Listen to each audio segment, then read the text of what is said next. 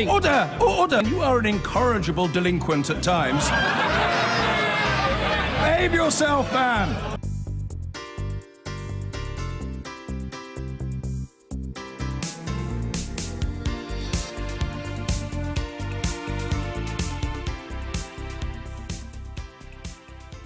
The Foreign Secretary, Boris Johnson, has hit back at claims from Labour that he exaggerated evidence that Moscow was responsible for the Salisbury nerve agent attack. The Labour leader, Jeremy Corbyn, says Mr Johnson has serious questions to answer after the Porton Down Defence Laboratory said it couldn't confirm the precise source of the nerve agent. But Boris Johnson accused the Labour leader of playing Russia's game and trying to discredit the UK over the Salisbury attack.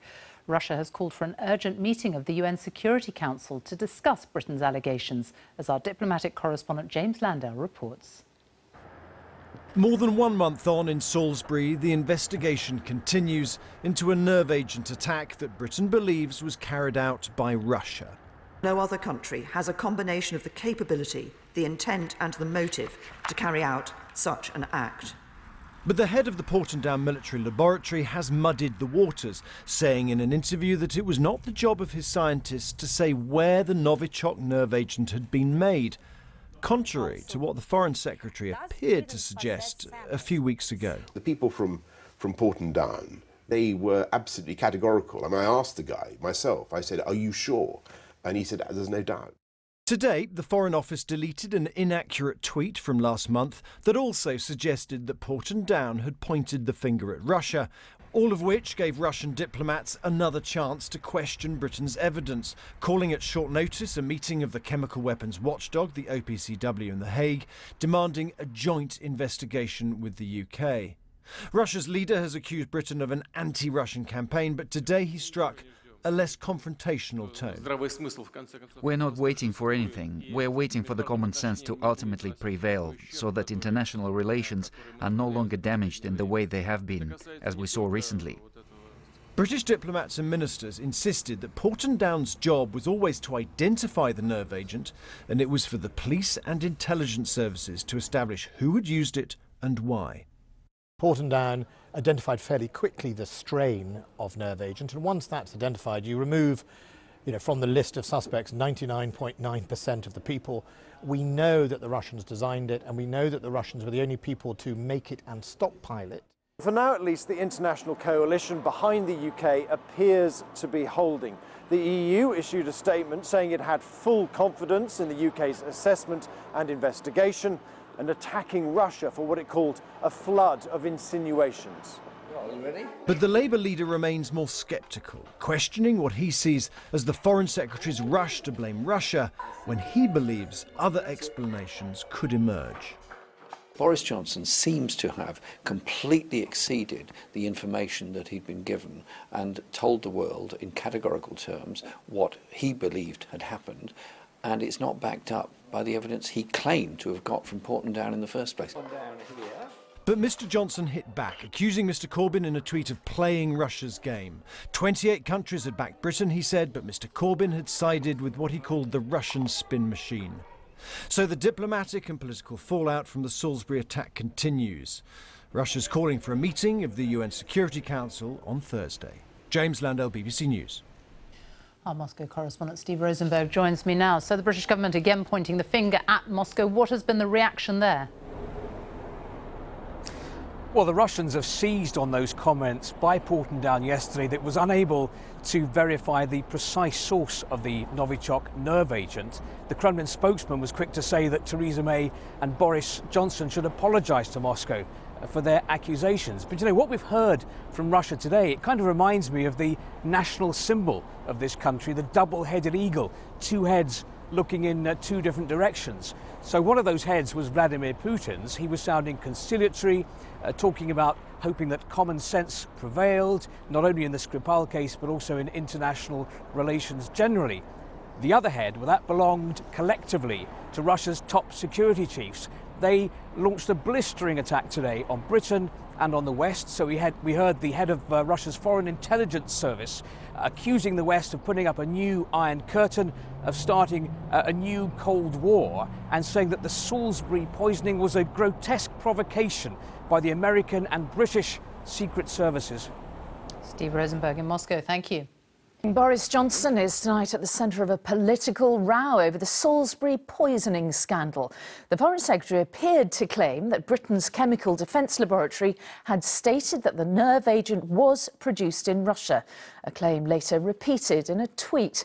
Well, yesterday, the head of Porton Down said it wasn't his job to point the blame. Today, the Foreign Office tweet was found to have been deleted, and Labour has accused Mr Johnson of misleading the public. Our political correspondent Paul Brand has the latest. It's now a month since Sergei Skripal and his daughter fell ill. Their poisoning in a small city, leading all the way to an international crisis. First, the link was made to a nerve agent, then Novichok linked to Russia. But as relations crumble between its government and ours, how sure is Britain of the links in this chain? The Labour leaders always accused the government of being too hasty with its Russian puzzle, and today he seized on new confusion about the Foreign Secretary's evidence. Boris Johnson seems to have completely exceeded the information that he'd been given and told the world in categorical terms what he believed had happened, and it's not backed up by the evidence he claimed to have got from Porton Down in the first place. Boris Johnson needs to answer some questions. When the Foreign Secretary did just that on German TV last month, some think he implied that government scientists at Porton Down had linked the nerve agent to Russia. They were absolutely categorical. And I asked the guy myself, I said, "Are you sure?" And he said, "There's no doubt." Days later, his staff at the Foreign Office tweeted, Porton Down made clear that this was a military-grade Novichok nerve agent produced in Russia. But this morning, they deleted it, blaming human error. After the head of Porton Down told ITV News yesterday their job was to identify the nerve agent, but not the country it came from.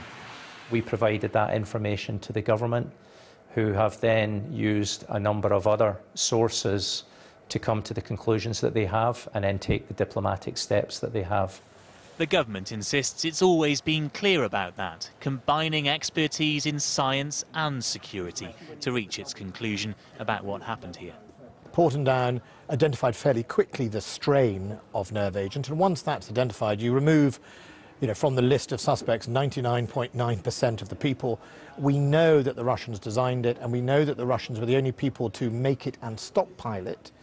So it very quickly eliminates most of the other suspects potentially.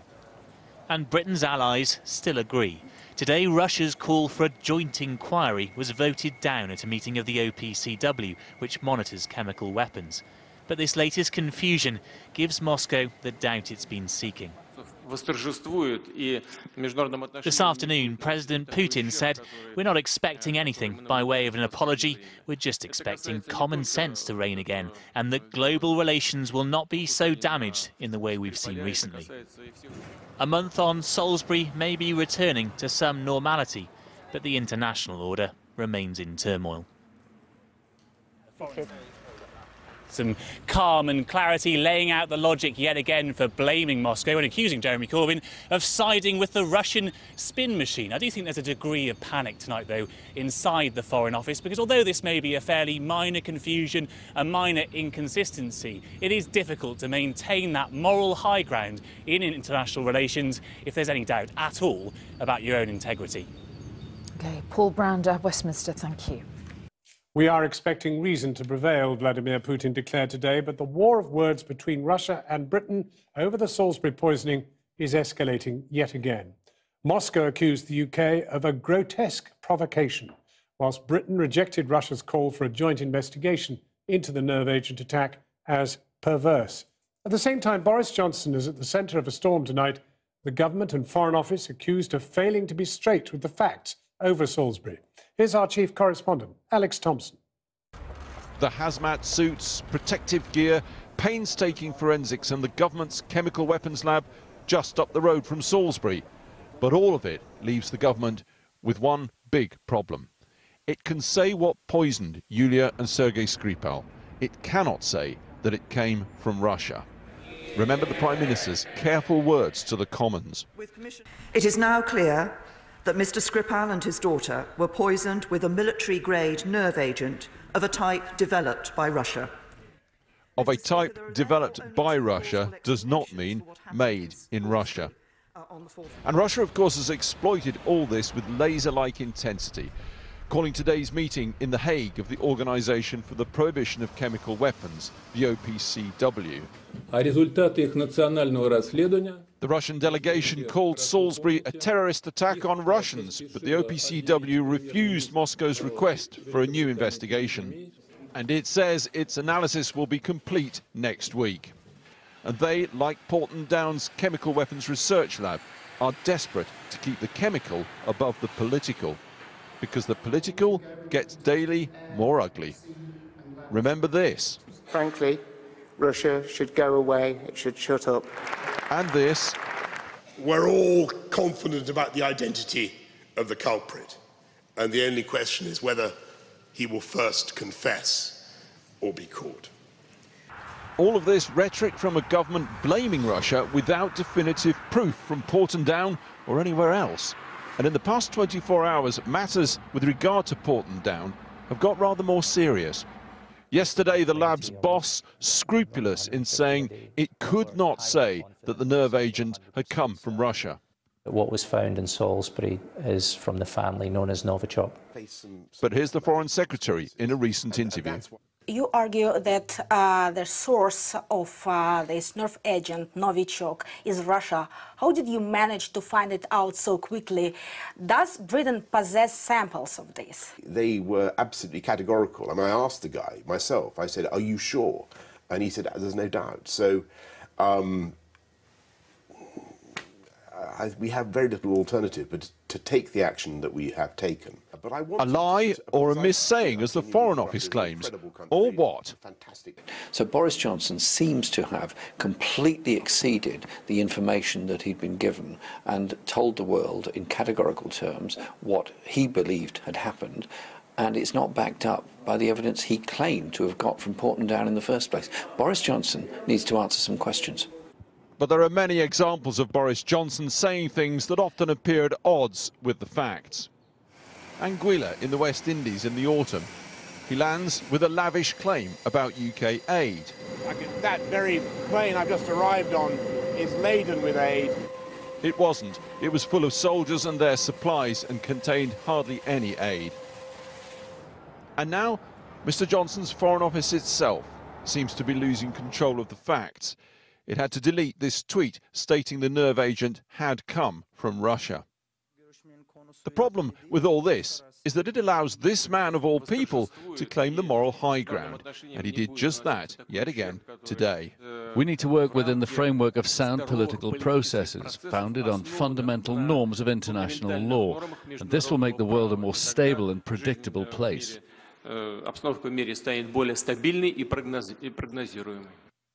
The British and much of the West connects Salisbury to Moscow. But if you do that without conclusive proof, you must be precise in your language, especially if you're the Foreign Secretary or the Foreign Office. Alex Thompson reporting. Well, I've been speaking with the Security Minister, Ben Wallace, and I started by asking him, who should we believe, the scientists from Porton Down or the Foreign Secretary? This is, I'm afraid, not the story that either Labour or anybody else wants to make of it. It's very simple. Porton Down is a scientific establishment, and just like other sort of forensic scientists, when a crime is committed, they tell us what it is. And we've always said that the basis for our attribution for the Russian state is a combination of who has developed Novichok, who has stockpiled it and used it, and potentially used it for assassinations, who designed it the way it has been designed, and we have on record the Russian engineer who helped design it. And then we've added that to intelligence, previous motivation and track record of Russia, stated aims of the president of Russia that traitors should kick the bucket, and the legislation that they passed in the Duma, and said that we think, therefore, it is more than highly likely that the Russian state was behind this assassination attempt in Salisbury. Well, you've put it all very eloquently, but the truth is there is a row about what the Foreign Secretary said, and it is worsened by the fact that the Foreign Office had to withdraw a tweet. I think this, John, is really a storm in a teacup. I don't think there is a row going on. Originally, the row was supposed to be what the scientists at Porton Down said, that now it's become a row about what Boris Johnson did or didn't say. And actually, I've watched both his interview. I've spoken to the scientists from Porton Down over the last few weeks. There's no surprises here. That's why the Prime Minister was very clear when she came to the dispatch box in the Houses of Commons and said that, you know, the reasons we've attributed this attack to Russia, it's pretty straightforward, and it's actually why, you know, the 26 countries decided to expel diplomats around the world, and it's also why the European Union has supported our view that it is Russia and state behind this. Well, there are many millennials who did not live through the Cold War who are seriously worried now, and perhaps they're not alone in querying what the next step is. Is there not a serious danger that this is going to lead to a misunderstanding grave enough to trigger some kind of physical action? No, not at all. Look, I am incredibly worried. I'm incredibly worried that in the 21st century, a state that decides to call itself a first world state delivers on a Sunday afternoon a nerve agent, and you know, for all the millennials watching this, that could have killed half of Salisbury if it had been delivered differently, onto the centre of, you know, a normal shopping centre. That is not the behaviour of a first world state, and that is something that we have to decide whether we're going to tolerate or not. It doesn't mean to say we're going to all fly off the handle. We have done a proportionate step of expelling people that were spying on British interests, economic and military, in this country. We have said we're not going to, you know, tolerate Russian dirty money in the city if it comes from oligarchs who are linked to the state, or indeed just organised crime, and that's not just Russia, but that's elsewhere. We're going to clean out the city. And we've said that if you behave like this on our streets, we will work internationally. And, John, we saw, you know, over 100 diplomats expelled around the world. We will say enough is enough. You know, Russia. But are we really going to clean out the city? I mean, there's not much prospect of that, is there? I mean, there's a huge amount of money tied up there, some of it with very, very dubious fingerprints on it.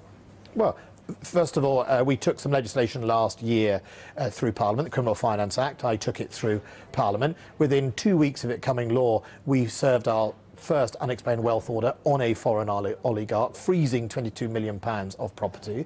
We have put into that Criminal Finance Act the first half of the Magnitsky Act to make sure we have powers to take action against people abusing human rights. And we have made a focused effort in our National Crime Agency and police and the Serious Fraud Office to start going after some of these people who in my view, you know, are giving the City of London and the United Kingdom a bad name. We don't want them in this country. If we can prosecute, we will. And if we can take their money, we will do that as well. So as Security Minister, you would fully expect in the next 6 months to see named individuals either in the courts or out of the country? Yes, we will see in the next few months.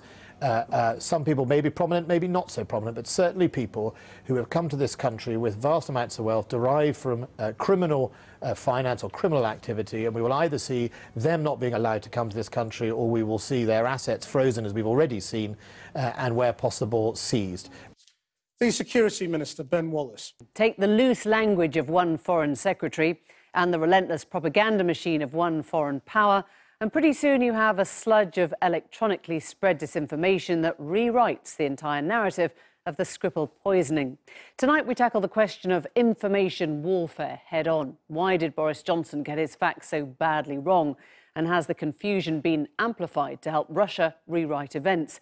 Increasingly, we see how easily the battle can be won, not through fact, but through perception, and how public understanding can be redirected when misinformation becomes a powerful political tool. Here's Gabriel Gatehouse.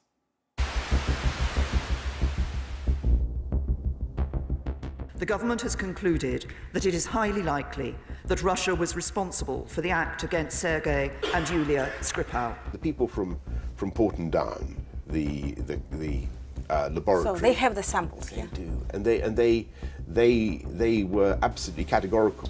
It's not for us to advise on who made the nerve agent or where indeed it came from. И слишком очевидно, что наши британские коллеги, в общем-то, заигрались. There are facts, then there are falsehoods. Somewhere in between lies perception. Let's start with some undisputed facts. Here's how the story has unfolded so far. Sergei and Yulia Skripal were found poisoned on a bench in Salisbury on the 4th of March. A week later, Theresa May tells the House of Commons it is highly likely that Russia was responsible. The Russian embassy responds the following day, saying the allegation is an attempt by the UK to discredit Russia, a sentiment echoed by President Putin after winning re-election that same week. On the 25th of March, Boris Johnson gives an interview to Deutsche Welle, in which he claims the scientific evidence proves that the nerve agent used to poison the Skripals was made in Russia. But on Tuesday, that assertion is flatly contradicted by the chief executive of Porton Down.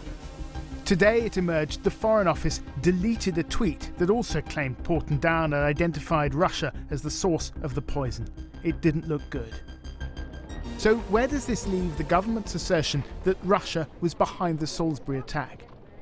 The government's assessment seems to be based on 3 strands. The first is scientific, the identification of the toxin as being of a type that was first manufactured in the Soviet Union.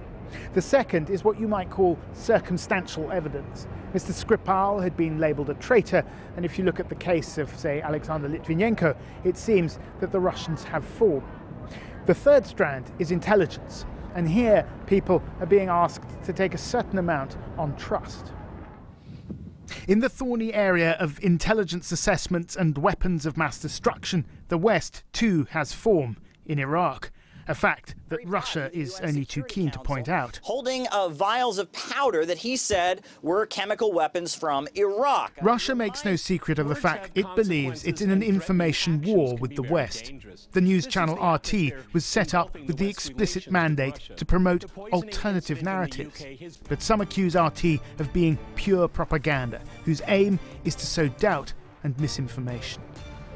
They're incredibly good at this, and they are expert in a way that we simply don't even come close. And that's my worry, is that we are still incredibly naive. We don't take information warfare simply because we just think that there's a free world and people express ideas and the best ideas win. That is not the way the Russians see this. Russia's answer to the UK's accusations are twofold. Firstly, they say, we didn't do it, where's the evidence? Secondly, they hint, maybe the British did it themselves.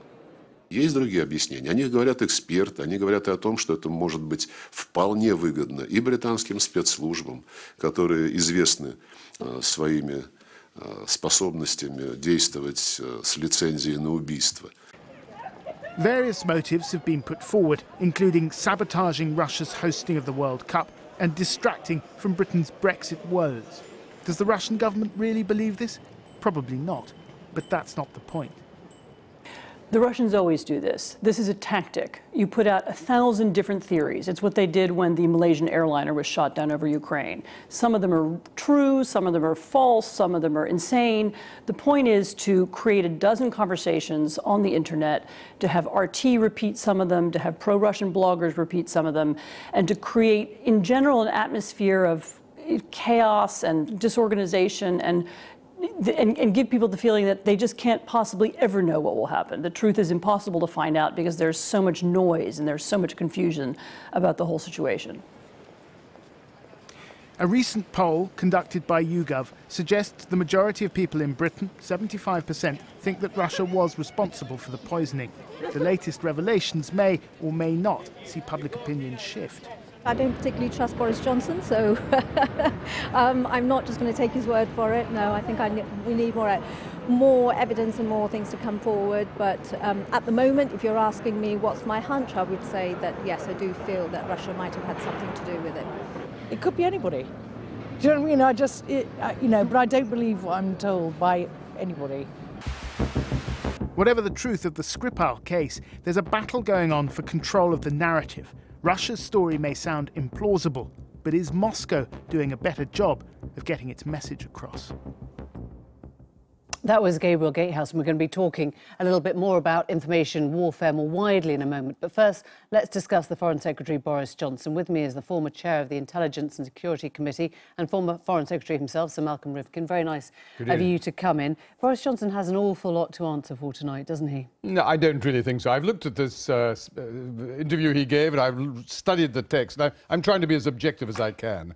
And I think that the it's worth reminding ourselves there's two things that had to be established in order to allocate responsibility. The first was for Portendown, for the scientists. And it's always been known right from the very beginning. Their job was to say, can we identify what kind of poison this is? And they've gone further than that. They said this Novichok poison could only be manufactured by what they call a state actor, which means a government. So when he said, and I'll give you those words, the people from Portendown, the laboratory, they were absolutely categorical. I asked them myself, are you sure? There's no doubt. That's a phrase you, as Foreign Secretary, would have been happy to ask. I would assume, I mean, for Boris to explain himself, but I would have assumed that what he was saying, and it seems perfectly clear when I read these very, very words, that Portendown was saying, yes, we are absolutely clear. This was the Russian nerve agent Novichok. We know that the Russians manufactured this. We don't know of any other state actor or government that has this. We can't ourselves as scientists. Why would you delete the tweet then? Why would you I'm sorry, because sometimes words can be ambiguous and people interpret them in different ways. A nerve agent produced in Russia was the tweet that was written on March the 22nd. Yeah, and I think, that was, deleted. I was trying to say there were two factors. The second factor, which the government has relied on from the very beginning, is the intelligence information and assessment.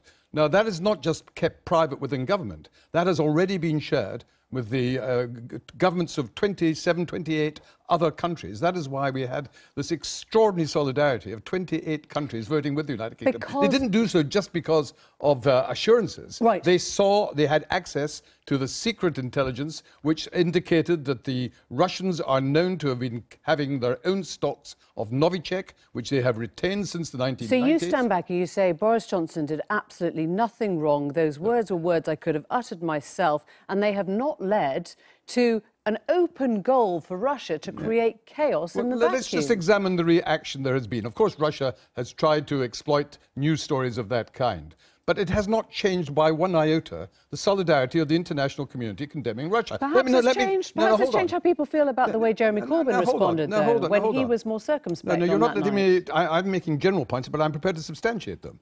We've had the European Union today unanimously saying they still hold Russia responsible. We had the Chemical Weapons Convention rejecting, by a very large majority, the Russian demand for some bogus joint inquiry. Even China, one of Russia's closest friends, has not come out saying, oh, we believe Russia on this issue. The fact is that Russia is isolated. It's a bit like when they were banned from the Winter Olympics, when they were found to be cheating. So you can quite happily say, hand on heart, absolutely no harm done.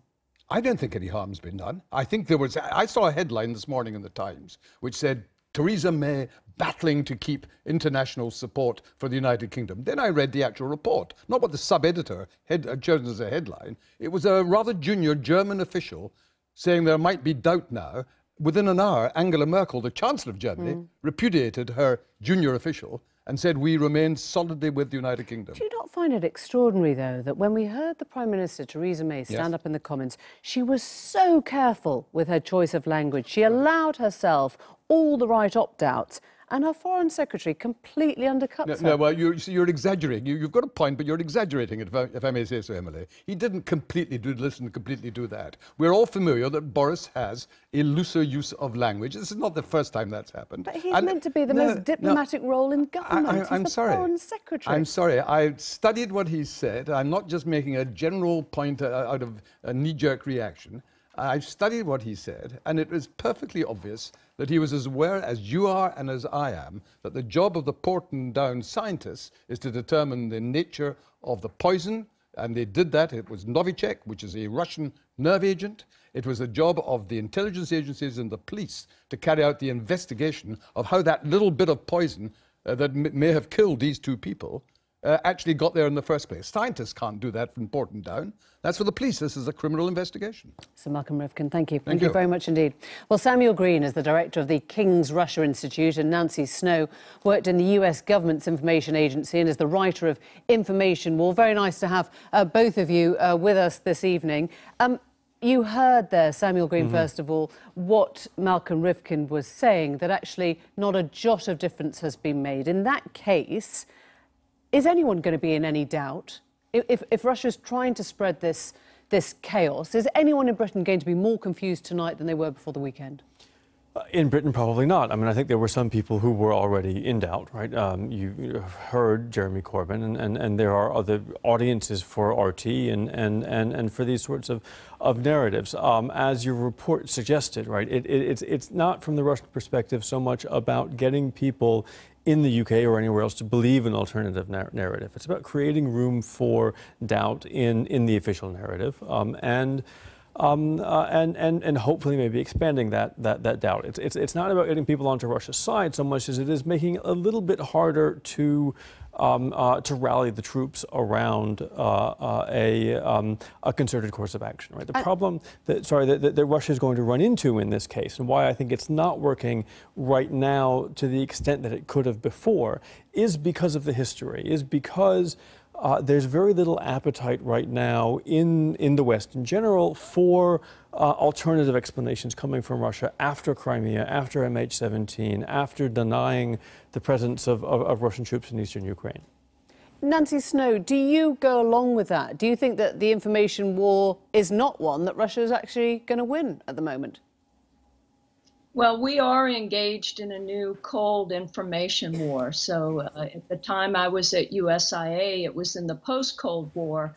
But I think I would agree that there is an effort here to just cast some doubt and to really give people not a fixed position, but rather that they have to pay attention to how this narrative is changing day by day.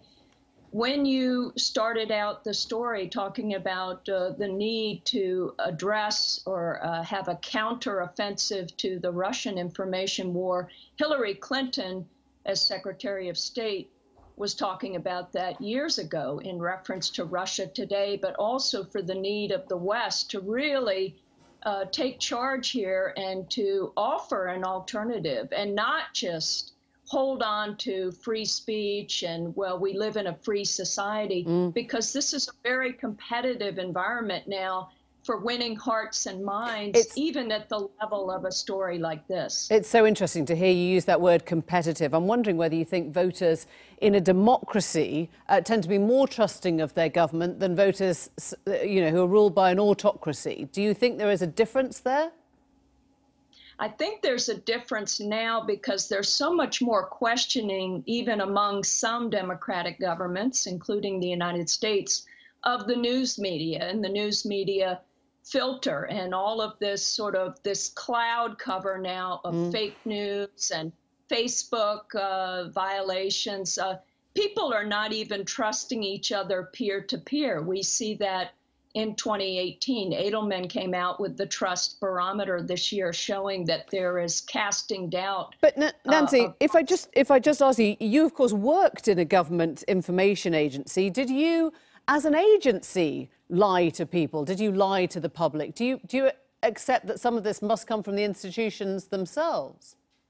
Well, we wouldn't have had any credibility. We were an open-sourced information agency, and our directive was telling America's story to the world. We were attached to Voice of America, and we had this so-called peace dividend under the Clinton administration. In fact, at that time, we were involved in training of the former Soviet Union in news media and how to have respectable news organizations. Let me pick up with Samuel. It's funny, isn't it? We call it information or disinformation. It's actually using words very simply as a weapon, as an armor. It's to deflect any criticism with a brand new agenda or a brand new criticism of your own. I mean, this is practice stuff now, isn't it? At this point, it's about, again, keeping the conversation going. It's about preventing you from settling on a narrative, from settling on a conclusion that would allow you to then develop a course of action, right? It's about creating doubt, right? I mean, part of this is something, again, that I'd be very careful about saying it's just simply coming from the Russians. The reality is that we live in a world now in which we are faced with both a volume and a pace of information that we've never had to deal with before. We have to filter it. We have to find ways of deciding what we trust and what we don't.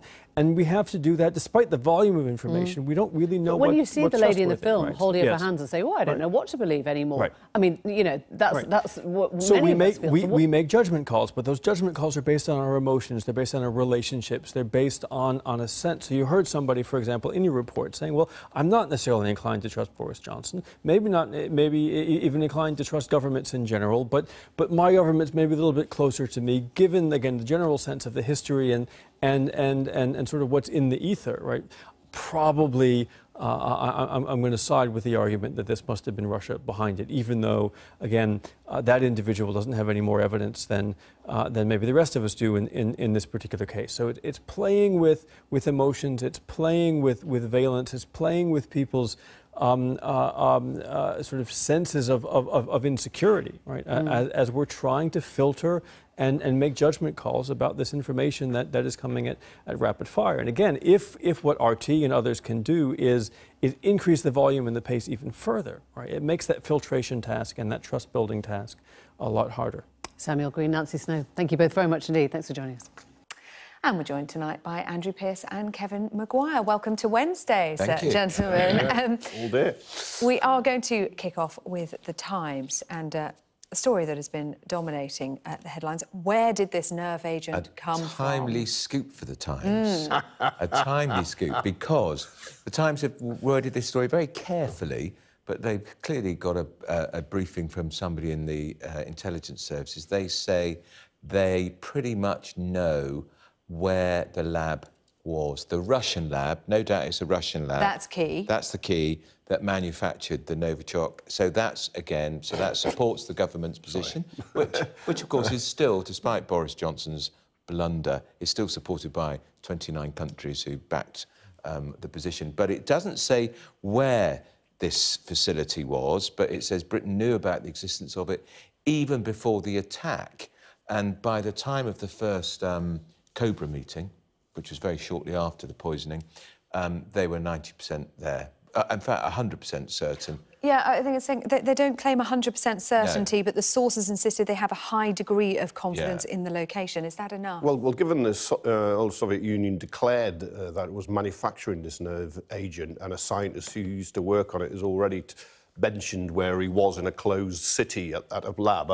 I suspect you can find a lab that's been making Novichok, but was the Novichok used in Salisbury from that centre? That is the problem. And, of course, I'm sure this is very timely for a government that's on the back foot all of a sudden on this. Very timely. I'd be very grateful for this Times story there being on the front. Maybe even have had a role in it with briefings to get it there. Don't want to be too cynical, but I know how journalism works.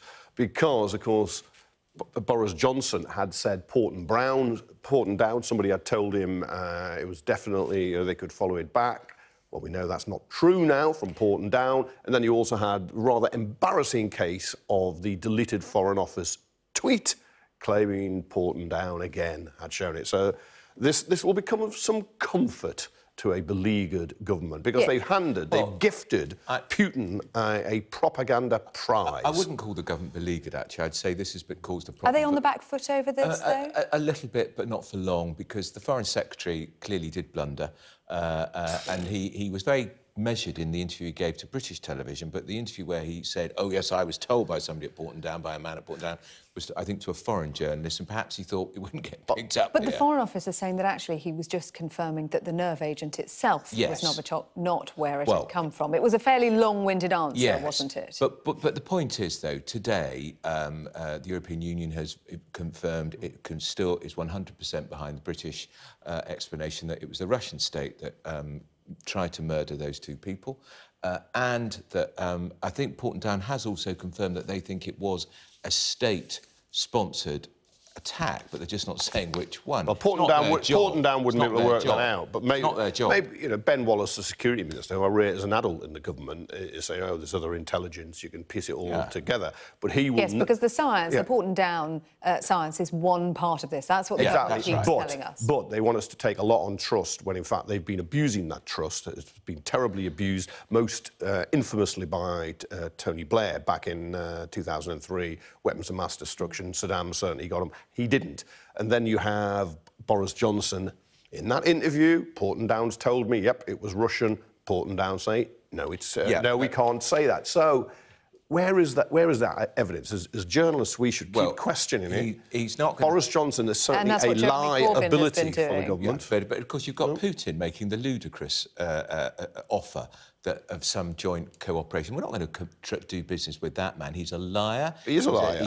He's a gangster and he's a murderer. And he's a former KGB officer and he's got form for saying he wants to for former spies to kick the bucket. But you've got to build a case, and I thought Jeremy Corbyn got unfair abuse when he was talking about building a case. He thinks it's highly likely it goes to Russia. But he said the government rushed to judgment. And they did. It's quite clear they did. But Theresa May was, although she did rush to judgment herself, she was always more careful than that idiot who is the foreign secretary. I don't want to rush you, but I do want to move on. I just want to say this, though, on Corbyn, just briefly on...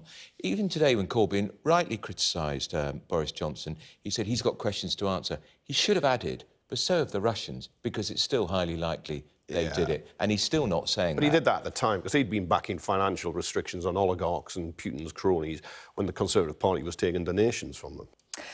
Let's move to the Times now. And the UK, according to security services, has managed to locate the source of the Salisbury nerve agent. This will be music perhaps to Boris Johnson's ears. Well, I think the government will be very grateful that the Times are leading on this. I mean, you never know. The government might have had some part in the briefing after Boris Johnson got into huge difficulties because he basically was telling porkies about Porton Down, and then the boss... Well, the FCO says he wasn't. They've clarified that he was actually just talking about the existence of the Novichok, that it was Novichok, not where it came from. Just as they discovered they deleted their own tweet claiming Porton Down had shown the Russian link, which now isn't the case.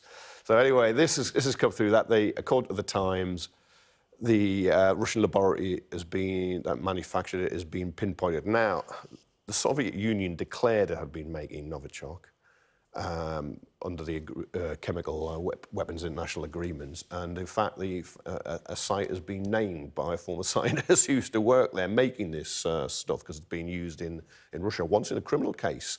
So I don't know if that's where it is, but then you've got to link the Novichok on the door, if that's indeed where it was, that kills the leaves critical the MI6 double agent and his daughter, the Novichok coming out of that factory. Now, you might be able to do that, but I just think Johnson and the government went too far ahead, and I think it's highly likely it's Russian and state involvement. I think that's highly likely, and I can't really see a plausible alternative explanation. But if this was a court of law, you wouldn't get a conviction at the moment. You would need more evidence, and I think some other countries are now getting a bit jumpy when they've gone along with the government. It's the balance of probability. Is that enough? But the fact is that he's still got, the government have still got a coalition of 29 countries who are still backing Foursquare, the statement. A bit more nervy now.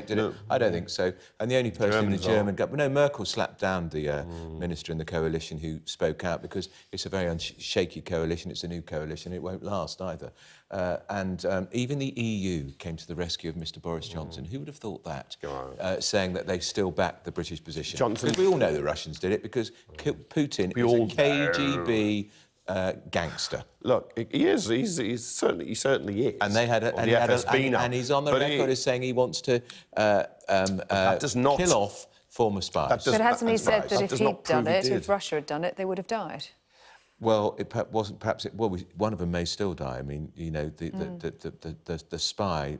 He's not surfaced yet. It took Alexander Litvinenko a painfully long period to die from the polonium poisoning. And it was just before a Russian election, which Putin won very heavily, buoyed by the wave of national fervour as he did battle with the old British enemy. But Johnson is a liability because he just jumps ahead and bungles all the time. Although he's had plenty to say about Jeremy Corbyn's position, of course, as well. Complete diversion, an utter diversion. Well, the propaganda gift for Putin is Boris Johnson. If the Russians could have a little factory somewhere, the Times might find out where it is, manufacturing the most incompetent, idiotic foreign ministers around the world, they would produce Boris Johnsons and put them in Western governments. He did help put together that coalition of 29 countries backing us, including NATO, the EU, America, Finland, Just didn't get in the way. A pretty extraordinary coalition, so I think he did pretty well. May did the heavy lifting.